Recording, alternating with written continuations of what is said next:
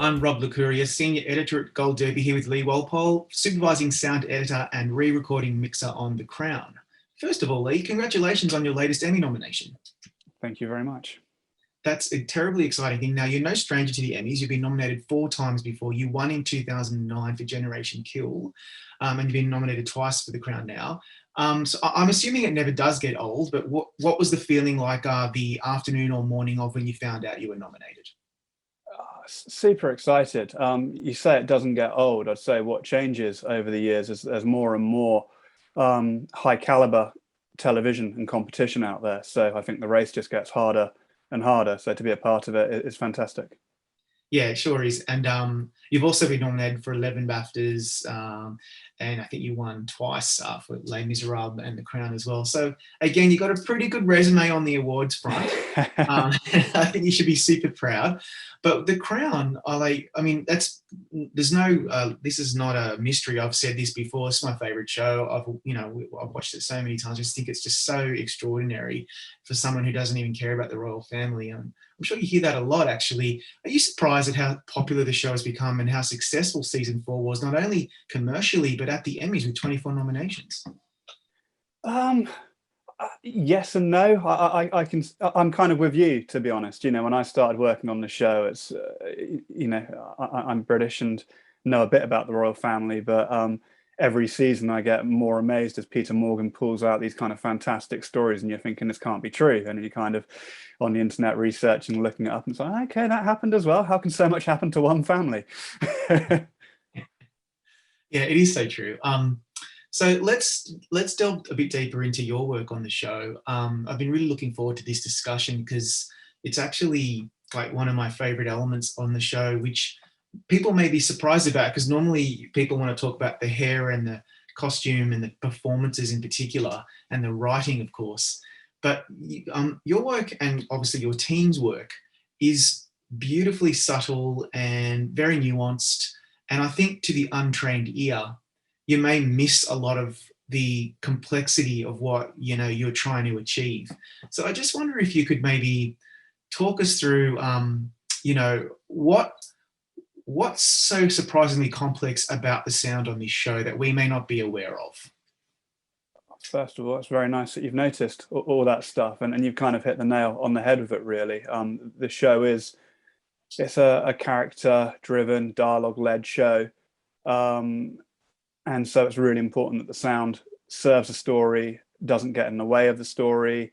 It gets a chance to step forward at points within episodes, and there's moments when it can go quite subjective and we can have some fun.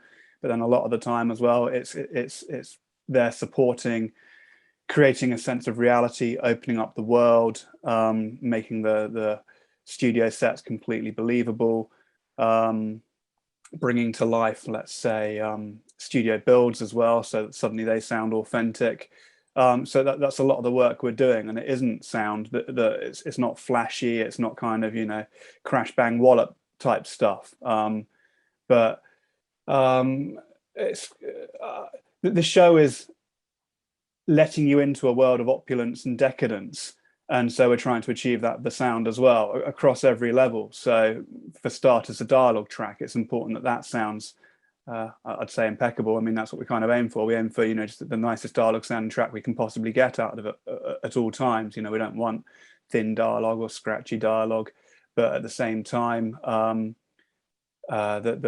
performances that are captured on the day are very important to protect and preserve. So we're trying to do an absolute minimal amount of ADR as well.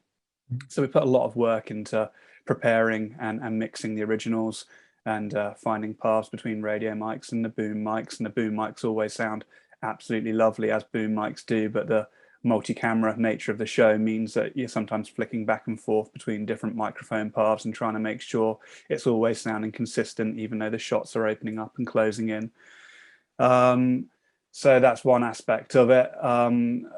Then, yeah, creating atmosphere within the palace, I suppose, is a challenge of in its own right, of keeping that sounding warm, full, rich, being aware that there's a world outside, and your ear kind of picks up on it and you acknowledge it, but again, it's not distracting. Partway through a dialogue scene, you start listening to the wrong thing. It's always trying to focus the attention to the right place within the picture. Yeah. Um, Yeah.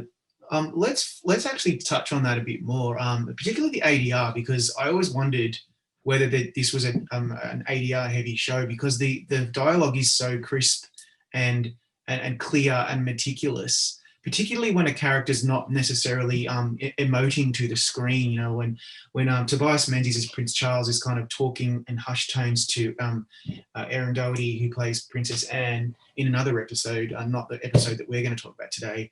That dialogue is just like seamless. And I just like, so if you're not doing ADR, then how are you managing to create to capture it so crisply? well, first of all, kudos to Chris Ashworth, our production sound mixer. You know, he's constantly coming up with the goods.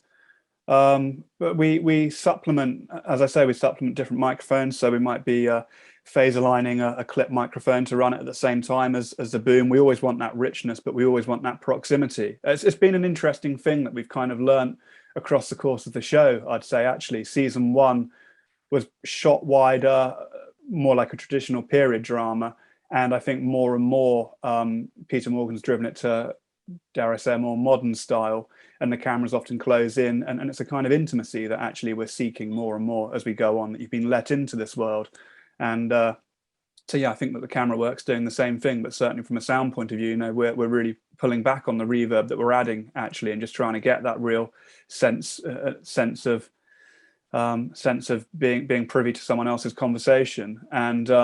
And I think also that with the accents and dialect that is in the show, it's really important that everything sounds super crisp and sharp. So it might be that consonants are being picked up from a different take, or, you know, we're just cutting in tiny little bits to allow it to have that crispness and sharpness at any given time. And if we need to revert to ADR, we will, but it's always an absolute minimal amount. You know, if there's a bit of damage on a microphone, it might be a couple of words goes in on the ADR.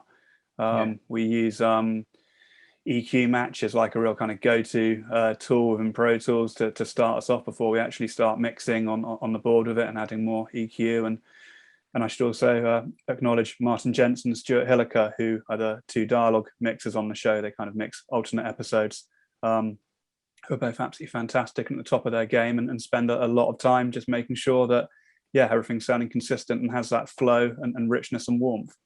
Yeah, and that's why, you know, for example, at the Oscars, the films that are nominated in the sound categories, or now one category, are usually the loud ones, the big loud ones with all the effects, and that often ignores the quiet.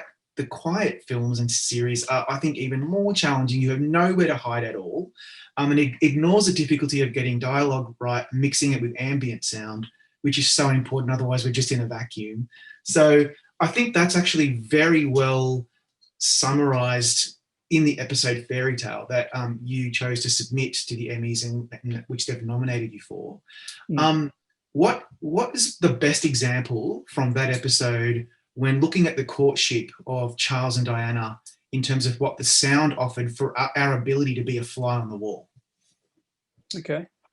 I guess one of the key aspects in Diana's life is the paparazzi, and it's something that's always been in the show, I suppose, with the Queen as well. But, you know, it really steps to the forefront in the Diana story, as we all know, the tragic outcome of it. So that's something that we've been sowing the seeds of in this series, and episode 3 is quite a big one for that, as Diana's life changes so drastically.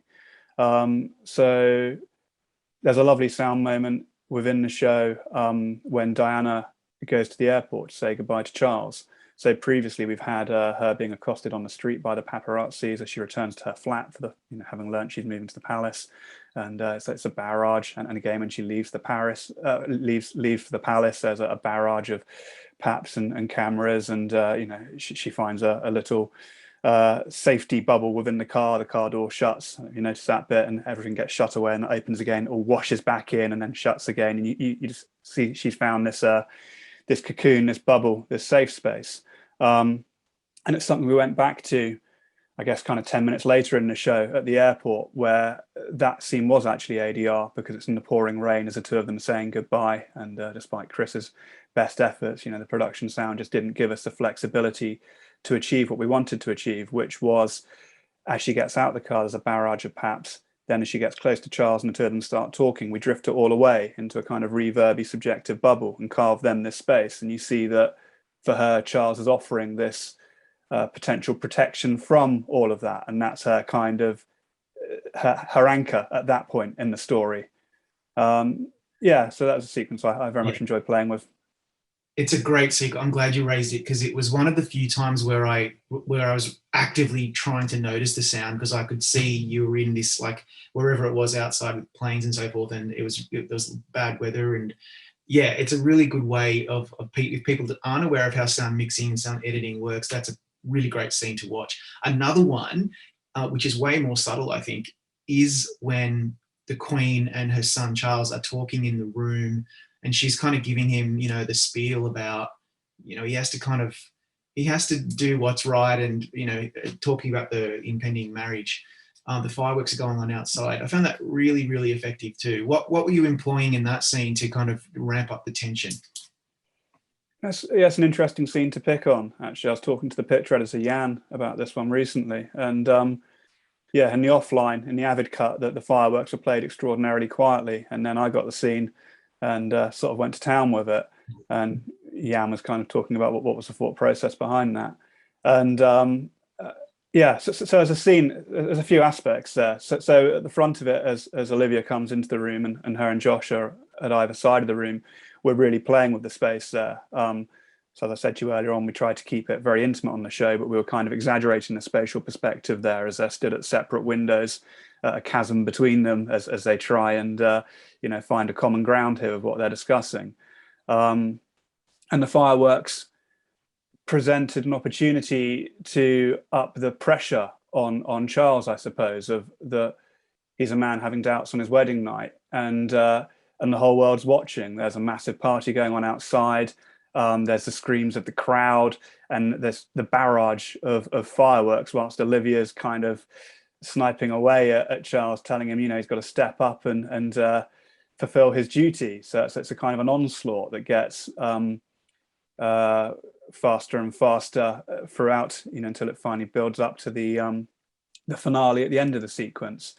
And then it's got a couple of nice beats throughout it as well, where Olivia starts talking about love and what love means.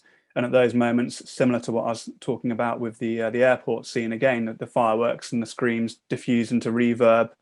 And again, we carve a kind of sort of subjective, romanticized bubble for a moment before then it kicks back in with a barrage of fireworks, as you just allow Charles a space to reflect on what Olivia's saying. Yeah. I mean, what better example to have something external kind of amplify what is happening internally. And I've never felt like the royal family were as cloistered and far removed from the unwashed masses as I did in that scene. So simple, you don't see anything, it's all in the sound. And also in Jan Miles's editing and their performances. I always ask sound people this question because it fascinates me, because I'm such a TV and film music nerd. What is the most challenging part of mixing and balancing the music on the show? So both composer Martin Phipps's evocative score and also the needle drops that music supervisor Sarah Bridge brings to the show. They're very prominent parts of the series. And so what are the challenges for you in making sure that that's all balanced properly? So Martin Jensen and Stuart Hilliker are the dialogue and music re-recording mixers on the show, but I can certainly speak on their behalf for this question, being privy to the conversations that take place in the room.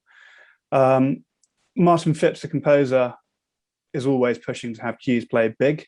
Always, that's slightly unfair, but he likes his music to live, that's for sure. And he's very aware that the score is quite simple at times and can be quite small, and it needs its space to live and breathe and to truly achieve what it is he's aiming for. So sometimes in episodes we'll allow the music to play on its own without any background sound, and at other times it's got the effect supporting it and fighting and hopefully creating a beautiful balance in the middle. And it's that kind of competition on some cues that allow other cues to have a greater emphasis and to truly strike home. So yeah, we're always being aware of keeping some powder dry and giving yourself somewhere to go. So just not kind of hitting 10 too early in the episode. It's that there's every moment in the show can't be the key moment. So you've got to kind of pick out what are the moments that you really want to achieve, and then you know, pull everything else back slightly from there to allow those moments to really land. But we're also mixing for television, so it's the eternal battle, isn't it, of wanting to have subtlety, but not being so subtle that it doesn't work for someone sat at home, you know, listening from a TV rather than on headphones or whatever. So we're always very mindful of that. And you know, we mix the show in a decent sized studio in 5.1, but we're certainly always watching the stereo mix on television before we let it leave the building. No, that makes a lot of sense, and that's why I think Martin's score is so effective in the show, and that is it wouldn't be possible if it wasn't being employed and utilized in the right moments. It's delicate. It's delicate. It's is really a better word. delicate. Yeah, indeed. It really is, and some of my favorite scores. My final question is about season 5. It's been very challenging to pin a lot of the Crown people down this year because you're all in the midst of production. Is that true for yourself? Are you about to head off to work on the very highly anticipated season 5 of The Crown? Season 5 doesn't start for me until next year, actually. So yeah, yeah, early next year. They've just started rolling the cameras now. Yeah. Okay. So you're all in. You don't have to worry about it just yet. You'll wait till they've put it all in the can, and then you start to work your magic. Is that generally how it works? Yeah, I'll get a few bits sent over the course of the shoot that they want advising on, which I've already had. You know, a few bits of we're doing a dance number. How can we approach this and that sort of thing. But yeah, my work in earnest will start next February when they start at least soft locking some episodes, if not some hard locks. It's very exciting. Okay, we have a long way to go, everybody. You heard it straight from Lee's mouth. We're not getting any season 5 for a while yet. But that's okay, because we can just rewatch season 4. Mate, thank you so much for your time today. Really appreciate it, and good luck at the Emmys. Thank you so much. Really nice talking to you.